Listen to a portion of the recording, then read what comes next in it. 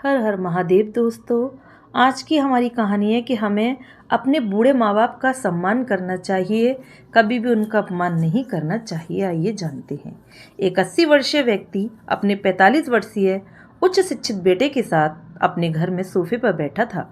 अचानक उनकी खिड़की पर एक कौवा बैठ गया। पिता ने अपने बेटे से पूछा, ये क्या है? बेटे ने जवाब दिया, ये एक कौवा है। कुछ मिनटों के बाद पिता ने अपने बेटे से दूसरी बार पूछा, ये क्या है? बेटे ने कहा, पिता, मैंने अभी आपको ये एक कौवा है कहा है।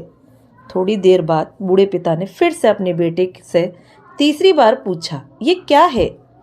इस समय बेटे के स्वर में कुछ जलन महसूस हुई। तब उसने अपने पिता से झुंझलाते हुए बोला, ये एक कौवा है, एक कौवा।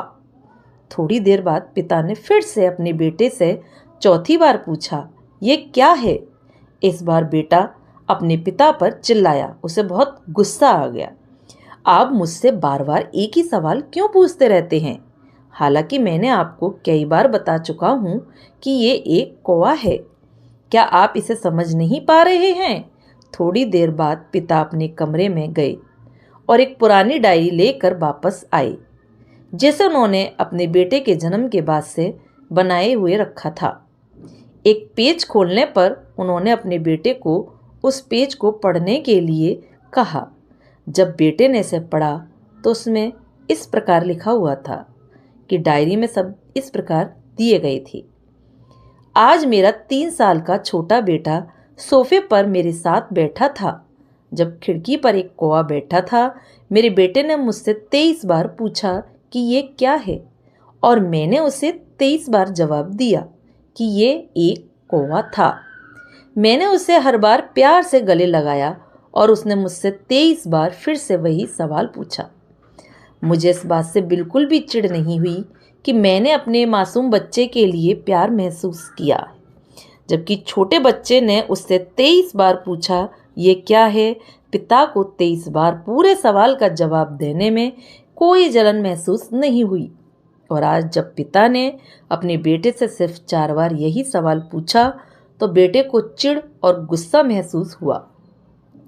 इसे पढ़कर उस बेटे को अपने किए गए व्यवहार का पता चल गया था, जिससे चलते अब वह मन ही बहुत शर्मिंदा हो रहा था। शायद उसे अब किए गए अपने बूढ़े पिता के प्रति व्यवहार पता चल गया था।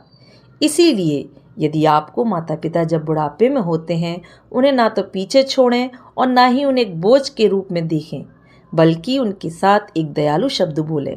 शांत, आज्ञाकारी, विनम्र और उनके प्रति दयालु बने। अपने माता पिता के प्रति विचारशील रहें। आज इस बात को कहें, मैं अपने माता पिता को हमेशा खुश देखना चाहता हूँ। जब से मैं छोटा बच्चा था, उन्होंने मेरी देखभाल की। उन्होंने हमेशा मुझ पर अपने निस्वार्थ प्रेम की वर्षा की है। उन्होंने आज समाज में मुझे एक व्यक्ति के रूप में प्रस्तुत करने के लिए तूफान और गर्मी को देखे बिना सभी पहाड़ों और घाटियों को पार किया है। भगवान से प्रार्थना करें, मैं अपने बूढ़े माता पिता की सर्वोत्तम तरीके से सेवा करूंगा। मैं अपने प्यारे माता पिता को सभी अच्छे और दयालु शब्द कहूँगा, चाहे वो मेरे साथ कैसा भी व्यवहार करें। तो दोस्तों, देखा आपने कि बूढ़े माँ बाप की सेवा और उनके प्रति दयालुत्व का भाव रखना बहुत ज़रूरी है। दोस्तों, आपको मेरी कहानी अच्छी लगे तो प्लीज़ लाइक करें, सब्सक्राइब करें, ज़्यादा से ज़्यादा शेयर करें। कहानी देखने के लिए, सुनने के लिए आप लोगों का बहुत बहुत धन्यवाद।